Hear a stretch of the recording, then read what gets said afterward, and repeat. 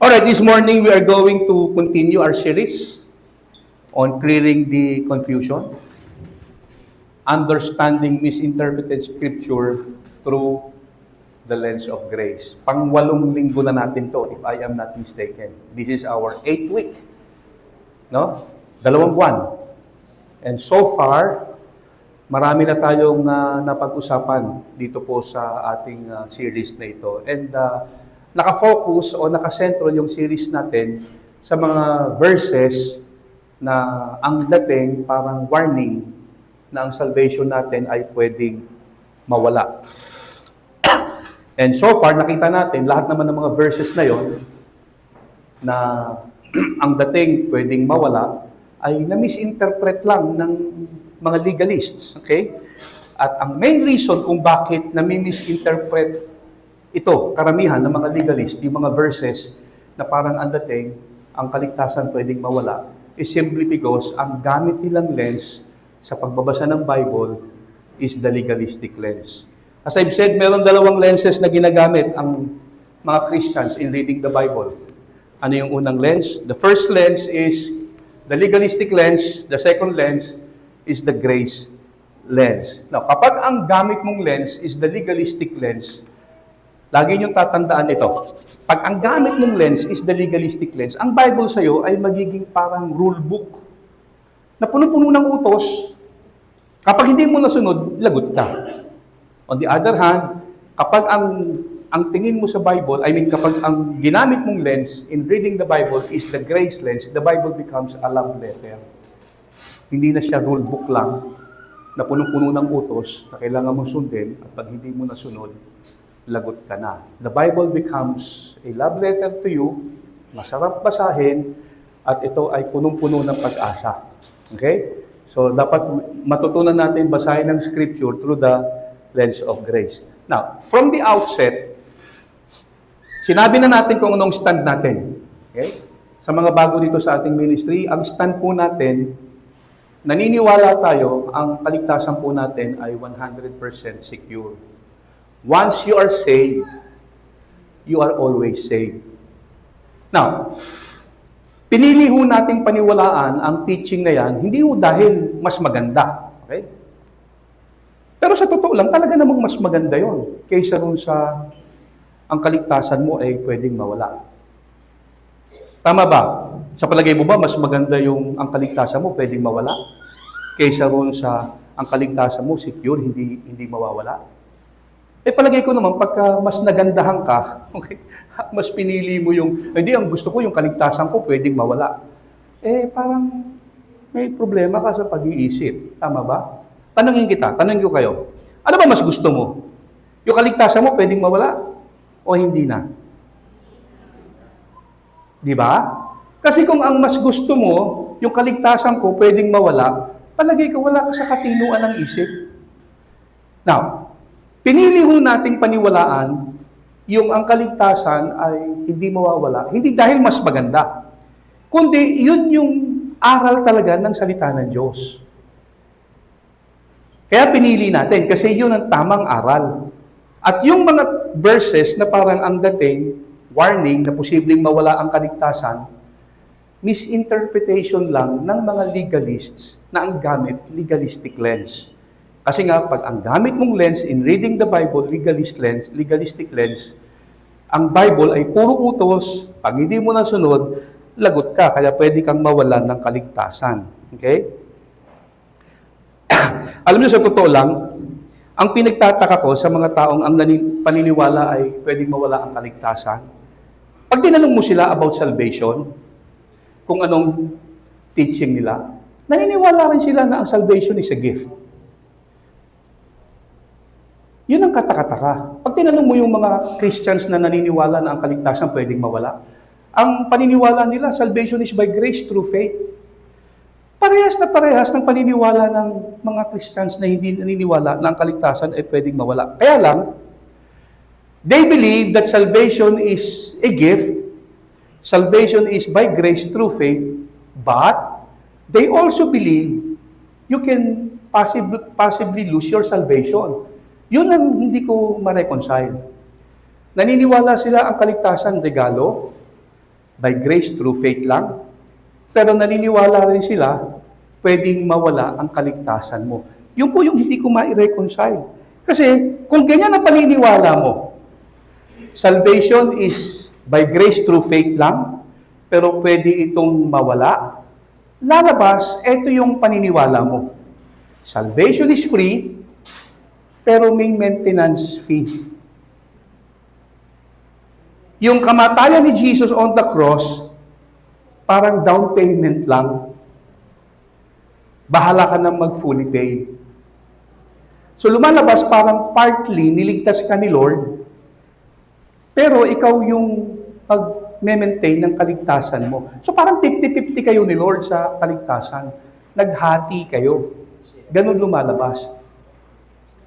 Parang sinimulan lang ni Lord yung work of salvation sa buhay mo, pero ikaw na ang tatapos. Yun ang naging problema. At ganun lalabas ang teaching ng mga Christians na naniniwala na ang kaligtasan posibleng mawala, pero naniniwala din sila, salvation is a gift. Agree kayo doon? Naniniwala ka, salvation is only by grace through faith. It's a gift. Pero naniniwala ka rin, pwedeng mawala. So, anong talaga ang teaching mo? So, hindi malayo, ang teaching mo lumalabas, salvation is free, pero may maintenance fee. Okay? Down payment lang yung kamatayan ni Cross sa krus. Ikaw ang magfu-fully pay ng kaligtasan mo. Partly ka lang niligtas ni Lord, pero ikaw na yung bahalang tumapos. So 50-50 kayo ni Lord sa kaligtasan. Ganun lalabas. Yung, kung ang paniniwala mo, salvation is only by grace through faith, pero pwedeng mawala ang kaligtasan mo. Tama ba? Now, alam niyo ba mga kapatid, yung ganyang paniniwala is actually hindi salvation by grace through faith. It's a works salvation. Kung ang paniniwala mo, ang salvation is by grace through faith lang, it's a gift. Pero pwede rin siyang mawala sa isang banda, hindi talaga salvation by grace yun. It is a works salvation. Salvation by works yun. Kasi think about this.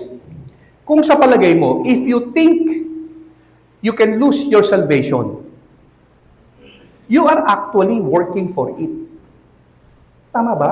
Kung sa palagay mo, pwedeng mawala ang kaligtasan, edi lumalabas, pinagtatrabahuhan mo siya.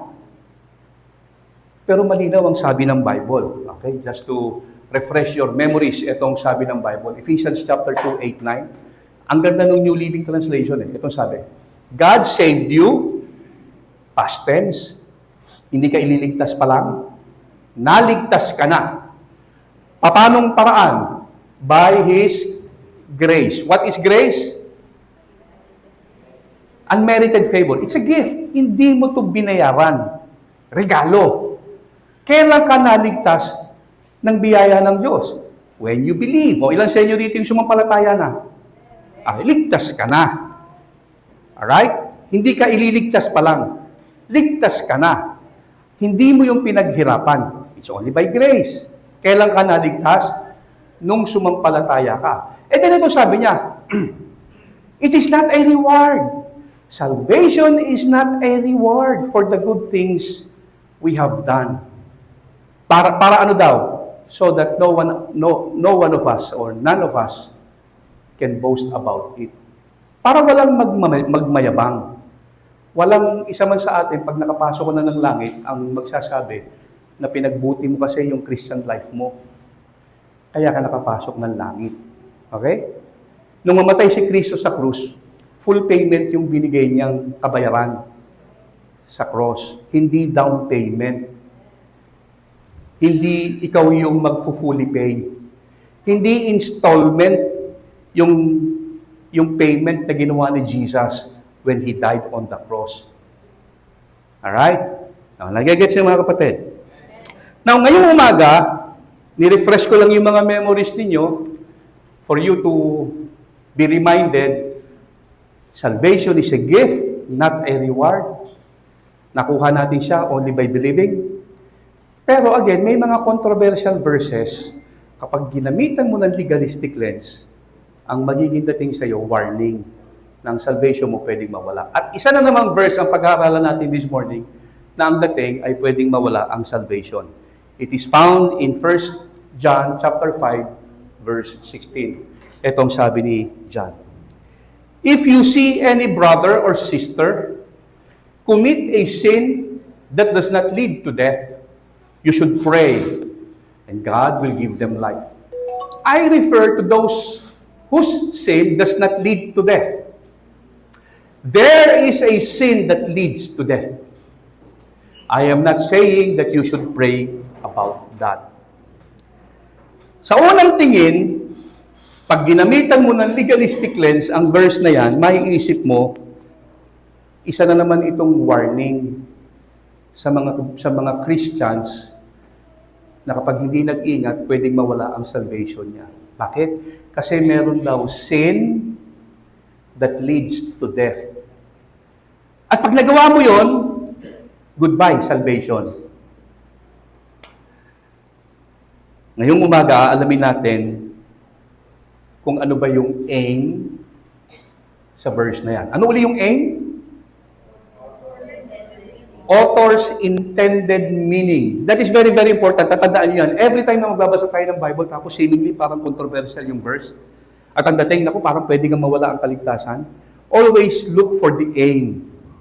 Author's intended meaning. Ano talaga yung intended meaning nung sumulat? So ngayong umaga, aalamin natin yan. But before that, mag-pray muna tayo ulit. Let's bow our heads, please. Let's pray. Father, we thank you, Lord, sa umagang ito for giving us, Lord God, once again, the time, the chance to study. And we pray, Lord, open our hearts and mind, Lord God, to see the things which you wanted us to see and to know the things you wanted us to know. Holy Spirit, guide us and teach us this morning. Ito ang aming dalangin sa ngalan po ni Jesus. Amen. Sige po, palakpakan muna natin si Lord.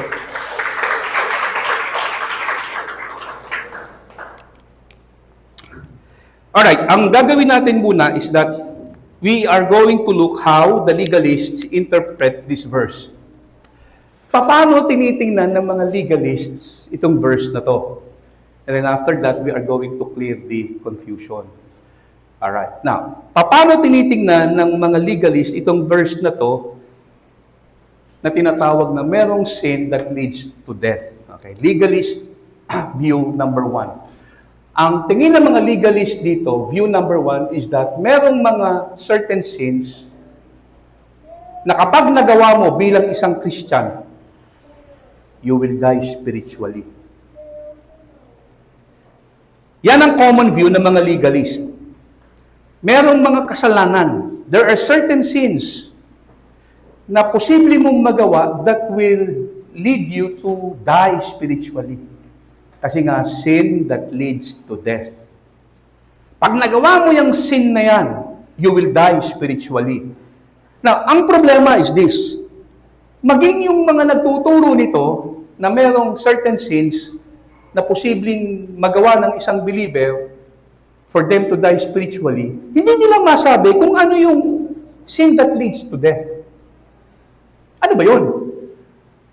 Ano ba yung kasalanan na yan na pwedeng magdulot ng kamatayan? Subukan yung magtanong sa kanila. Yung mga naniniwala na yung sin that leads to death ay certain sins na pwede mong magawa as a believer, at pag nagawa mo, lagot ka na. Alam niyo kung ano isasagot nila? Ano yan eh?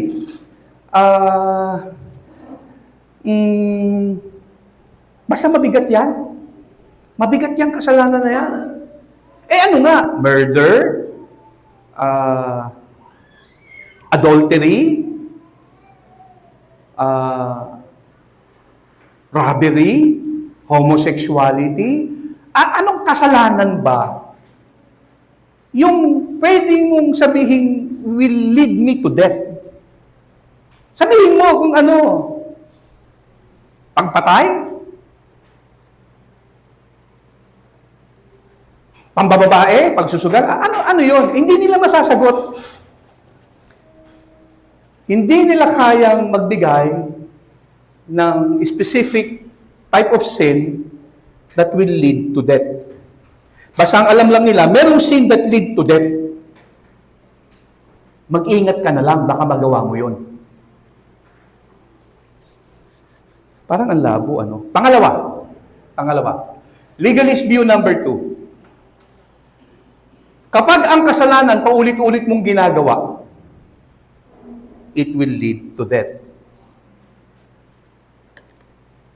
Kung isang beses mo lang nagawa ang isang kasalanan, okay lang yan, forgivable yan. Basta mag-repent ka lang at humingi ng tawad. Ngayon, kung uulit ka, tapos ang interval kahapon mo lang ginawa, warning na yan. Kasi kung talagang nag-repent ka, dapat di mo na uulitin. Tumatlo ka pa. Tapos nagpaulit-ulit ka. Kota ka na.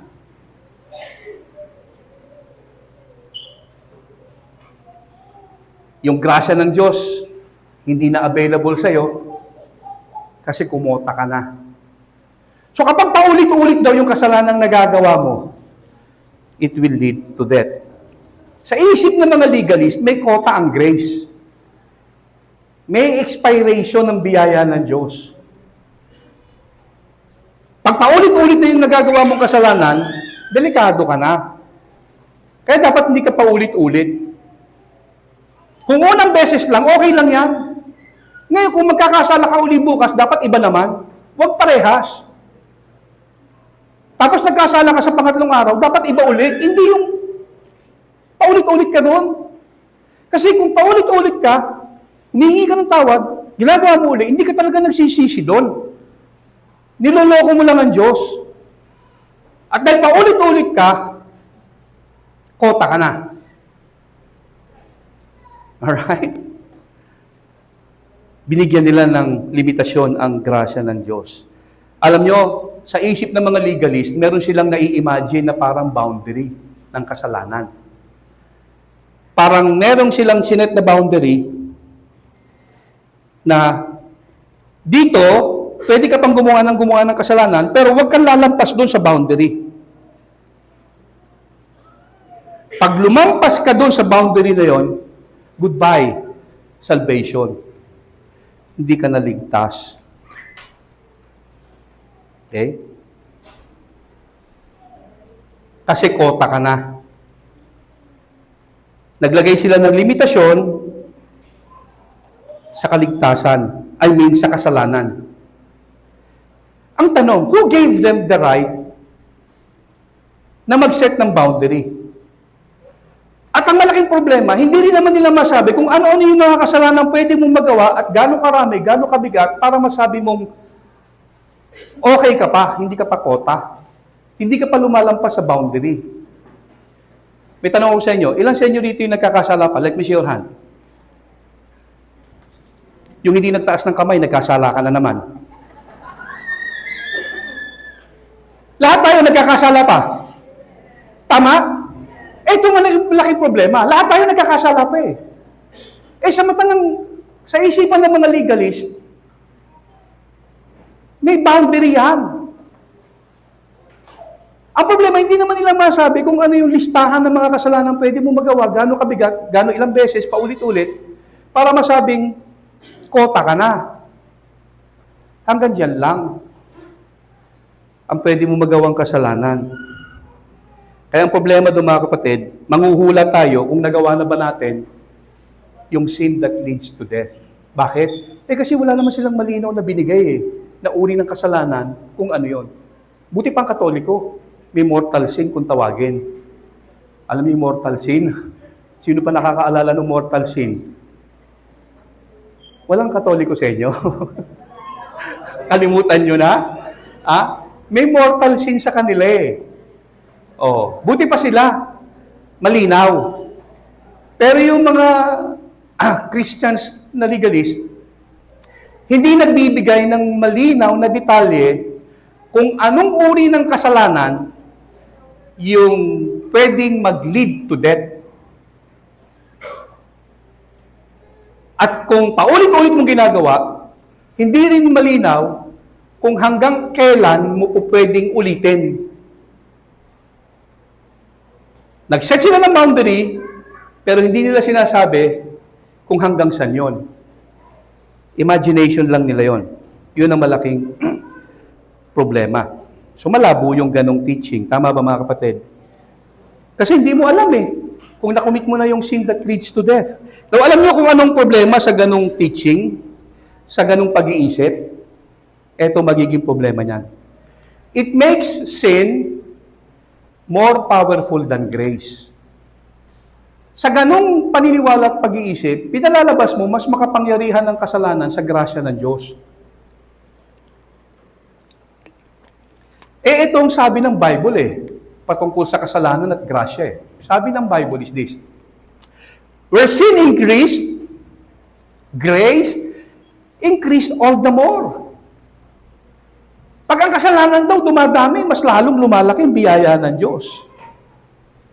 So, which is greater, sin or grace? Pero sa ganong pananaw, it makes sin more powerful than grace.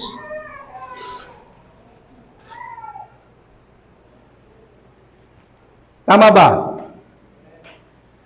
Alam niyo sa pananaw ng mga naniniwala na ang kaligtasan pwedeng mawala. Initially, naligtas ka by God's grace. Okay? Ito yung paniniwala ng mga taong naniniwala sila, ang salvation by grace, pero pwedeng mawala. Initially, niligtas ka ng grace ng Diyos. At a certain point, God can forgive your sins. At a certain point, God's grace is more powerful than sin. Pero kapag paulit-ulit mo nang ginagawa ang sin, sin becomes more powerful than grace. Naligtas ka sa biyaya ng Diyos, initially, God's grace saved you. At a certain point, God's grace is more powerful than sin. Pero dahil paulit-ulit ka na sa kasalanan, na overpower na ng sin si grace.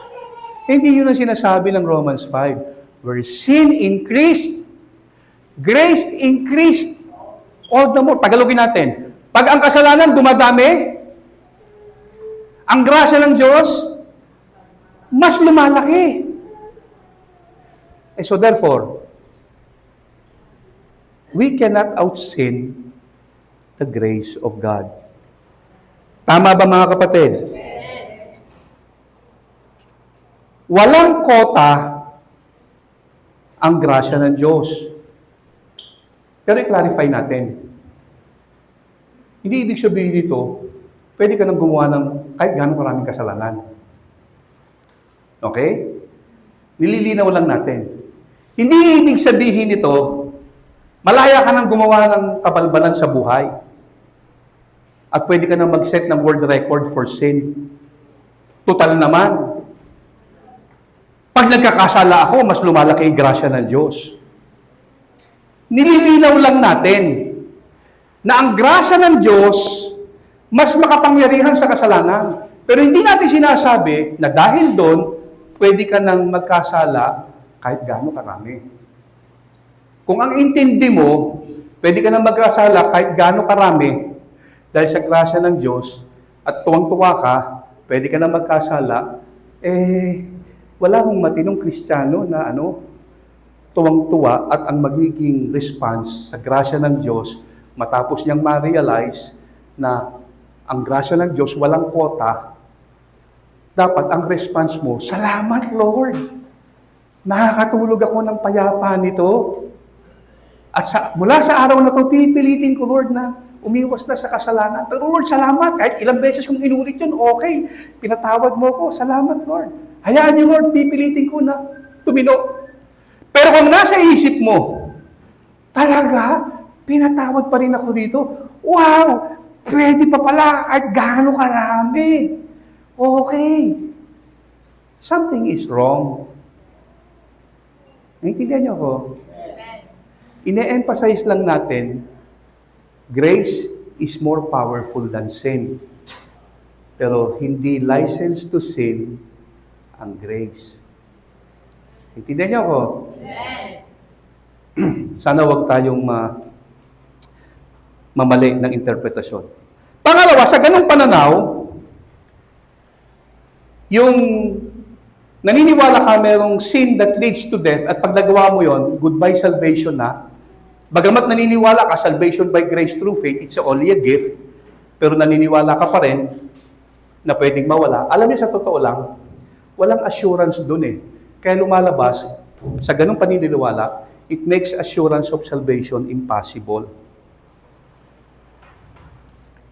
Kaya, ako sa totoo lang mga kapatid, huwag sanang ma-offend yung ilang mga Christians na nakakarinig ditong ating pinag-uusapan na kung saan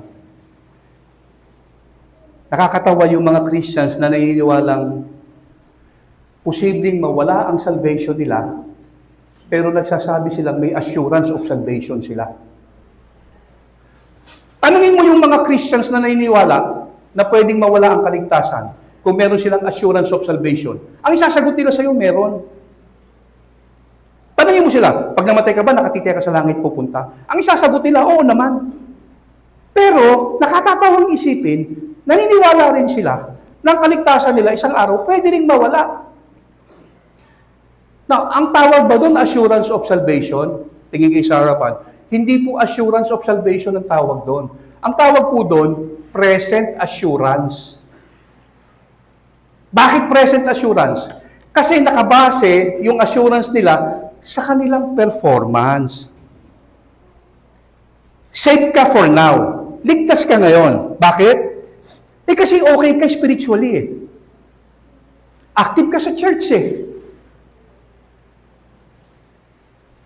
Pag nagkasala ka, nagre-repent ka agad eh. Ligtas ka ngayon. Bakit? Kasi ang sipag mo pa rin magbasa ng Bible at mag-pray. Nagko-quiet time ka pa rin. So, ligtas ka ngayon. So, saan nila binibase yung kanilang salvation?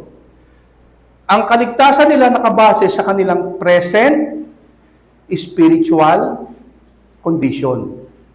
Saan nakabase yung kanilang kaligtasan? Ang kaligtasan nila nakabase sa kanilang performance. Eto ang tanong. Are you sure 10 years from now, active ka pa rin sa church? Sigurado ka ba 10 years from now, ganyan pa rin yung spiritual condition mo? Ilang sa inyo rito may kakilala 10 years ago, ang sipag-sipag umattend ng church. Tapos ngayon, kahit anong pilit mo, ayaw na. Ilan sa inyo may alam, 10 years ago, nagpipreach pa siya. Ngayon, manginginom na ulit. Ilan sa inyo may alam, 10 years ago, ang saya ng pamilya nila, sabay-sabay silang nagsisimba, very committed yung buong pamilya. Tapos ngayon, sumakabilang bahay na.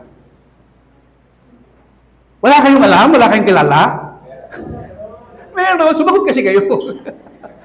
Meron, di ba? So, lumalabas, yung mga naniniwala na salvation is only by grace through faith, pero pwede rin mawala ang salvation mo, wala talaga silang assurance. Salvation. Ang meron sila, present assurance. Bakit? Kasi nakabase yung kanilang assurance sa kanilang present spiritual condition. Dahil active ka pa ngayon, dahil nagsisimba ka pa ngayon, dahil masipag ka pa sa pag-attend ng church, ligtas ka. So, saan nakabase? Maliwanag pa sa sikat ng araw, ang kaligtasan po nila hindi nakadepende kay Kristo. Maliwanag pa sa sikat ng araw, ang kanilang basihan ng kaligtasan nakadepende sa kanilang commitment, hindi kay Jesus. Naulisin mga kapatid. Ikaw ay naligtas at mananatiling ligtas not because of your commitment to God, but because of His commitment to you. Ayaw niyo maniwala ron?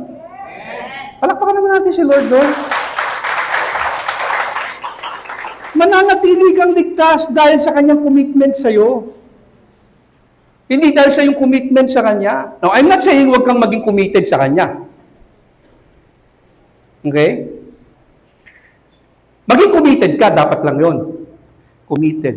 Wag yung, kasi yung iba ang pagkakadinig. Committed. Anong? Committed, no? Kaya maraming Kristiyano makitid.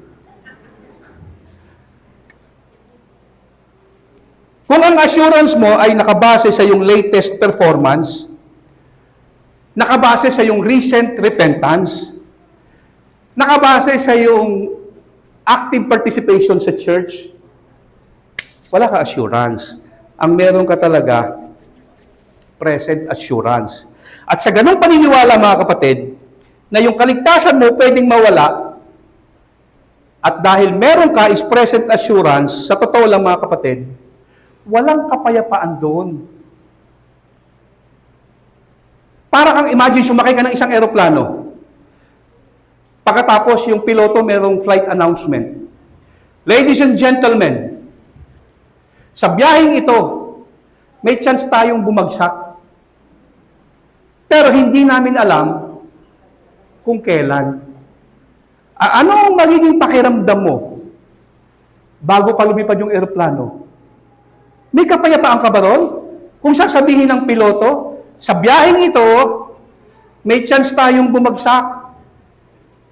Hindi lang namin alam kung kailan. Walang kapayapaan doon. In the same token, pag nagpipreach ka, ligtas ka ngayon, dahil naligtas ka, pero isang araw pwedeng mawala yan. Hindi lang namin alam kung kailan. So, nasa ng assurance doon? So, para ka rin piloto na nagbigay ng flight announcement, sa biyaheng ito, may chance tayong bumagsak. Pero sa ngayon, safe pa tayo. Okay pa yung eroplano eh. Gumagana pa siya ng normal. Okay pa siya. Ngayon, kung papalarin tayo hanggang makarating tayo sa ating destinasyon at walang mangyayaring masama sa eroplano, ligtas tayo. May kapayapaan ba doon? Wala. Ganon din naman, kung sasabihin sa iyo ng mga nagtuturo, tinanggap mo si Kristo ngayon, ligtas ka. Ligtas ka ngayon. Kaya lang, pwedeng mawala yan. Pwedeng mawala. Habang ikaw ay bumabiyahe, patungong langit. Safe ka ngayon. Bakit? Kasi kasisisi mo lang ng kasalanan eh. Kahihingi mo lang ng tawad eh. Okay ka ngayon. Okay ka ngayon. Bakit? Kasi active ka sa church eh. Kasi simba mo ka nga lang eh. Safe ka ngayon. Tama? Yung mga Kristiyanong naniniwala, ang kaligtasan pwedeng mawala. Pag nakakita sila ng Kristiyan na hindi na nagsisimba, 1 buwan, 2 buwan, ang isipan nila, sister, brother, mag-ingat ka. Baka hindi ka naligtas. Naintindihan niyo ako? But then again, going to church is a good thing. But that, not attending church would not make you a less Christian. Pero hindi natin sinasabing, okay lang, huwag ka nang umattend, total, Kristiyano ka pa rin. Hindi yun, kasi ang ugali ng matinong Kristiyano pag linggo, sumasamba. Tama? Hindi naglalaba. Hindi nagpupunta ng mall. Hindi nagtatransact ng negosyo. Nagsisimba muna bago ang lahat. Pero, hindi naman nababawasan yung pagiging Kristiyano mo kung ginagawa mo yung mga bagay na yon, imbis na magsimba. Kaya lang, hindi yung magandang ugali ng totoong Kristiyano, yung naglalaba ka habang iba nagsasamba. Naintindihan niyo ako? At mapapag-isipan ka na, Kristiyano ka pala, hindi halata. Ngayon, kung ayaw mong matukso, na Kristiyano ka pero hindi halata, umayos ka. Amen ba mga kapatid? Andyan po tayo. Now, i-clear natin yung confusion na to. Okay? Kasi nakadepende yung salvation nila sa kanilang performance. Kapag ang paniniwala mo, ang salvation mo, pwedeng mawala, you cannot deny yung kamatayan ni Christ, parang down payment lang sa'yo. Ikaw ang magfu-fully pay ng salvation mo. Ang paniniwala mo, salvation is free, pero may maintenance fee. Siya nagsimula ng work of salvation, pero ikaw ang tatapos. So, hati kayo ni Lord sa kaligtasan. Kaya pagdating ng langit, magmamayabang ka. Ano sabihin mo? Lord, pinagbuti ko eh. Eh sabi ni Paul, salvation is not a reward so that no one can boast. Now, i-clear natin yung confusion. Ano ba talaga ang sinasabi ni John tungkol dito sa sin that leads to death? Balikan natin yung verse. Sabi dito ni John, if you see any brother or sister commit a sin that does not lead to death, you should pray and God will give them life.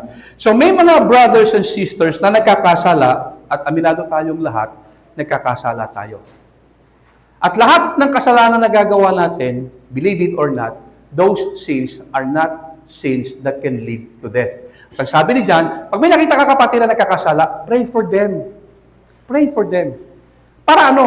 So that God may give them life. Now, ano yung life na tinutukoy dyan? Hindi ibig sabihin, bibigyan kayo ng buhay na walang hanggan pa rin. Hindi. Yung restoration ng joy.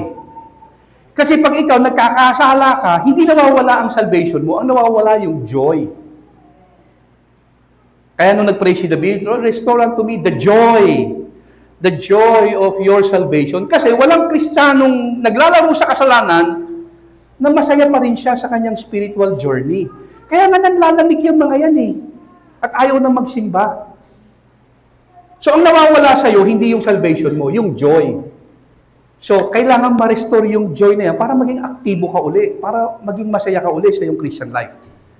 And then sabi ni John, I refer to those sins that does not lead to death. If the sin committed does not lead to death, pag-pray mo yan. And I do believe, lahat ng uri ng kasalanan na nagagawa ng believer ay hindi kasalanang nagli-lead to death. Later, I will explain to you why. There is a sin that leads to death. I am not saying you should pray about that. Oh, mabigat, sabi ni John. Yung kasalanang nagli-lead to death, hindi na dapat pinagpe-pray yun. Bakit? Okay? So, isa-isahin natin to. Ano ba talaga yung sinasabi ni John na sin that leads to death? Kung hindi masabi ng mga legalists kung ano yung sin that leads to death, at ang sinasabi na nila, basta mabigat yun, mag-ingat ka na lang. Kasi baka nagawa mo na yun. Okay? Lilinawin natin ngayong umaga, ano ba tong sin that leads to death? Okay? At sabi ni Paul, ni John, hindi na dapat pinagpe-pray yun. Okay. Buti pa nga ang Catholic, sabi ko meron eh. Meron silang malinaw na basihan kung ano yung sin that leads to death. Now, dito sa verse na to, ang malinaw na binabanggit ni John is this. Merong sin that leads to death. Kaya lang, wala siyang binanggit, sino yung nakakagawa nito. Ngayon, pag nalaman mo kung sino yung tinutukoy ni John, na pwedeng gumawa nito, mas magiging malinaw na ngayon sa iyo kung ano yung confusion. Now, alamin natin ngayong umaga, sino ba yung sinasabihan ni John na pwedeng makagawa nito. Okay? So, we will now read the whole context para makita natin yung aim, the author's intended meaning. So, let's go back to chapter 1. Makita natin kung sino yung sinasabihan ni John. In 1 John chapter 1, itong sabi ni John, I proclaim to you what we have seen and heard, so that you also may have fellowship with us. And our fellowship is with the Father and with the Son, Jesus Christ. So, John was talking to some people na hindi pa believers. Paano tayo nakatiyak na hindi sila Christian? Sabi ni John, wala pa silang fellowship sa amin. We want you to have fellowship with us. Our fellowship is with the Father and with the Son. And so therefore, kung wala pa silang fellowship sa kanila, at ang fellowship nila is with the Father and with the Son, sila mismo walang fellowship with the Father and the Son. So who are they? They are unbelievers. And according sa mga scholars, lahat ng mga theologians nagkakaisa, nung panahon na yan, merong group of people na tinatawag na Gnostics na merong kakaibang paniniwala. Ano yon? Di sila naniniwala na si Jesus nagkatawang tao. So they reject on believing the incarnation of Christ. Nire-reject nila si Jesus. At hindi lang yon, they also believe na hindi totoo na nagkakasala ang tao. Kaya in verse 8, itong sabi ni John sa verse 8, if we claim to be without sin, we deceive ourselves, and the truth is not in us. So itong grupo ng mga taong ito, naniniwala na hindi sila nagkakasala. Ang kausap niya rito, hindi Christian. May tanong ako sa inyo, may kakilala ka bang Christian who claim to be without sin? Meron? Lahat ng kakilala kong Kristiyano, umamin sila yung makasalanan nung una. Kaya nga tayo naging Kristiyano simply because one time in our life, meron tayong pag-aming ginawa, sinner tayo. Wala kayong makikitang totoong Christian who claim to be without sin. So these people claim to be without sin. So hindi sila mga believers. Let's read another verse in 1 John chapter 2. They went out from us. So itong mga tao ito, nakihalubilo sa kanila, kinukonvince nila, we want you to have fellowship with us. We want you to have fellowship with us. Kaya lang, nung naki-fellowship na sa kanila, they claim to be without sin. Sabi ni John, hindi pwede. You must confess you are a sinner. Dahil hindi sila magkasundo, anong ginawa nitong mga mokong na to? They went out sa church. Eh sabi ni John, they went out from us because they did not really belong to us. For if they had belonged to us, they would have remained with us. But their going showed that none of them belong to us. So, sino ang kinakausap ni John? Sino yung tinutukoy ni John dito? Unbelievers. Rejectors of Christ. Pagdating sa chapter 5, eto nabanggit ni John. Bago mag-verse 16, sabi niya in verse 12, whoever has the Son has life. Whoever does not have the Son of God, referring to those people na wala pang fellowship sa kanila at sa Diyos, na hindi naniniwalang sila ay nagkakasala, na itong mga taong ito ay lumabas na sapagkat ayaw tanggapin si Christ. Sabi ni John, they have no life. Tayong mga believers, we have life. Whoever has the Son has life. Whoever does not have the Son does not have life. Verse 12. Pagdating sa verse 16, tsaka niya ngayon nabanggit, if you see any brother or sister, the believers, committing sin, sabi niya, pray for them. I refer to those sin that does not lead to death. Those people who commits sin that leads to death, I do not say that you should pray about that. Hindi sila dapat ipag-pray. So, what is the sin that leads to death? Ano yung sin that leads to death? Lumalabas, based dun sa context, the sin that leads to death is no other than unbelief. Everybody say unbelief. There is only one sin that leads to death. If you reject Jesus Christ, nireject mo si Jesus, you don't believe in Him. Sabi niya sa mga taong ito, we want you to have fellowship with us. You must confess your sin. Because if you claim to be without sin, hindi kayo maliligtas. And then, sabi din siya sa mga kausap niya, hindi talaga sila belong to us, kaya sila lumabas. And then sabi niya, whoever has the Son, tayo you only have life. They don't have life. And then sabi niya, pag nagkakasala kayo, pag-pray mo sila. Pero may isang kasalanan. May isang kasalanan na hindi nyo dapat ipag-pray. Ano yon? Unbelief. Ang tanong, bakit hindi pwedeng ipag-pray ang unbelief? Now, before we answer that, the only sin na pwedeng makumit ng isang tao that will lead to death is unbelief. May tanong ako sa inyo, paano ka naligtas? Ha? Because you believe. John 3:16, ito sabi ng Bible, "For God so loved the world, He gave His only Son, whoever believes in Him shall not perish, but have eternal life." Tanong, paano tayo nagkaroon ng eternal life? Because we believe in Him. Eternal life is also the same as going to heaven. Tanong, anong naging dahilan, bakit tayo nagkaroon ng access na ngayon to go to heaven? Because you believe. Hindi tayo pupunta ng langit kasi naging aktibo tayo sa church, naging mabait, umiwas sa lahat ng kasalanan, nagpakatino.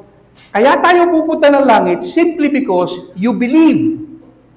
And so therefore, tingin kayo sa harapan, kung ang pagpunta ng langit, ang nag-iisang dahilan is believe. Ano ngayon ang magiging dahilan para sa impyerno ka pupunta? Ang maging masama? Ang maglaro sa kasalanan? Hindi. Kung ang pagpasok ng langit, ang nag-iisang dahilan o ang nag-iisang kondisyon ay believe, ang pagpunta ng impyerno, isa rin ang dahilan. You did not believe. Tama? Kasi isa lang ang kondisyon para pumasok ng langit eh. Believe. Hindi ako papasok ng langit kasi naging mabuting tao ako, dami kong ginawang kabutihan. Hindi. Papasok ako ng langit kasi I believe in Jesus. Bakit siya pupunta ng impyerno? Hindi dahil masama siya. Hindi dahil marami siyang kabalbalang ginawa sa buhay. Hindi dahil scammer siya. Hindi dahil marami siyang mga nilokong tao. Hindi siya pupunta ng impyerno dahil siya ay masama. Kaya siya pupunta ron kasi he refused to believe. He did not believe. And so therefore, the sin that leads to death is unbelief. Ang tanong, bakit hindi dapat ipag-pray yung unbelief? Sabi ni John, there is a sin that leads to death. And I am not saying you should pray about that. Yung daw sin that leads to death, we should not pray about that. Why? Bakit?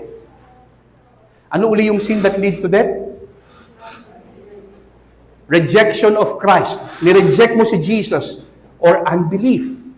Bakit hindi, sabi ni John, hindi na dapat pinagpe-pray yung unbelief? Now, listen mga kapatid.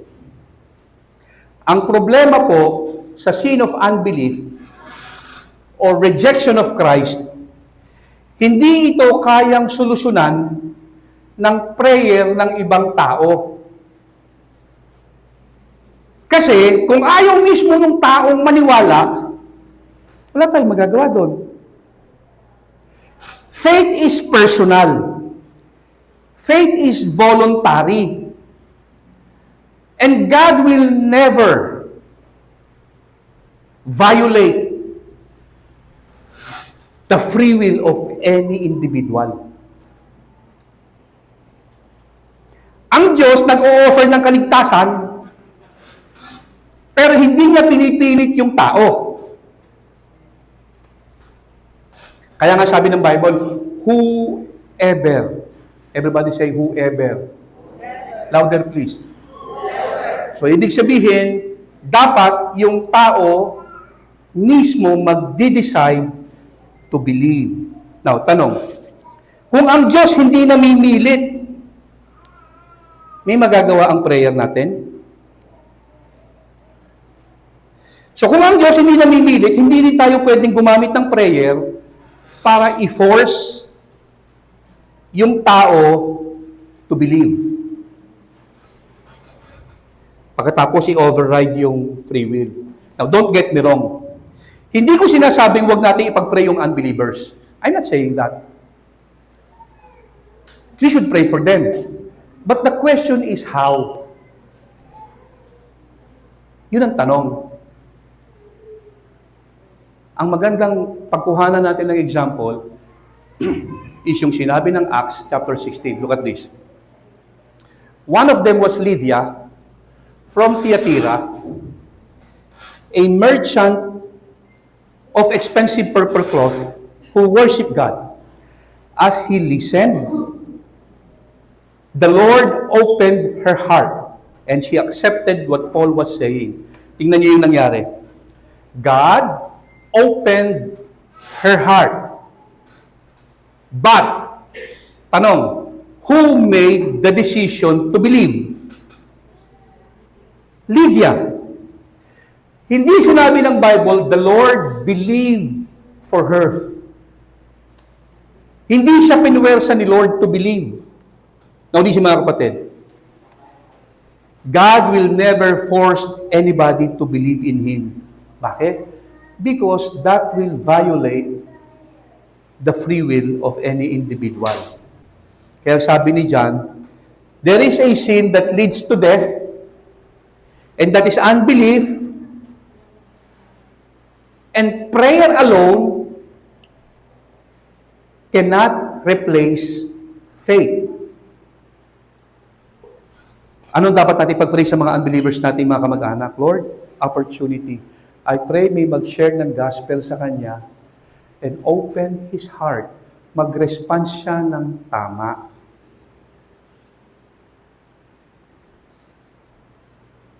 Hindi mo po pwedeng i-override yung free will niya. If he keep on rejecting Christ, kung si Lord, pag nag-o-offer si Lord ng salvation, pero hindi siya namimilit eh. Hindi siya namimilit. In-offer niya ang kaligtasan. Hindi siya namimilit. O ngayon, kung yung tao mismo ayaw, tapos ikaw pagpe-pray mo siya, Lord, make him believe. Hindi. Yung salvation niya, he must decide to choose Christ. Andiyan po tayo. Hindi natin ipag-pray na, Lord, make him believe. That would violate his free will. Malinaw ang kalooban ng Diyos. God wants everybody to be saved. Kaya nga sabi ng Bible, for God so loved the world, He gave His Son. Namatay na si Jesus. Whoever believe, ang sinumang sumampalataya, maliligtas. Ngayon, meron bang mga taong sadyang matigas ang puso at ayaw tanggapin at sumampalataya kay Jesus? Marami. Sabi ni John, yung mga nagkukumit ng ganyan, nire-reject si Christ, I'm not saying that you should pray about that. Hindi naman niya sinasabing, huwag natin ipag-pray yung mga unbelievers. Pero dapat tama yung prayer. And what is the right prayer? Proper prayer. Gaya nung nangyari kay Lydia, Lord, open her heart. Tapos, mag-respond siya properly. Okay? Pag hindi niya ginawa yun, wala tayong magagawa.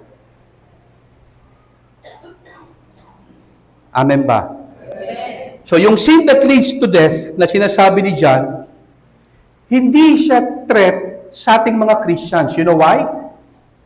Kasi, hindi mo na pwedeng magawa pa kahit kailan yung kasalanan yon. Why? Because the sin that leads to death is unbelief. Believer ka. Paano mo makukumit yung kasalanang na-overcome mo na? It's the sin of unbelief. Believer ka na. So how can you commit the sin that leads to death? And so therefore, yung sin that leads to death is not a warning to Christians. Alright? Amen ba? Amen. Because we are now believers in Jesus. Palakpakan po natin ang Panginoon.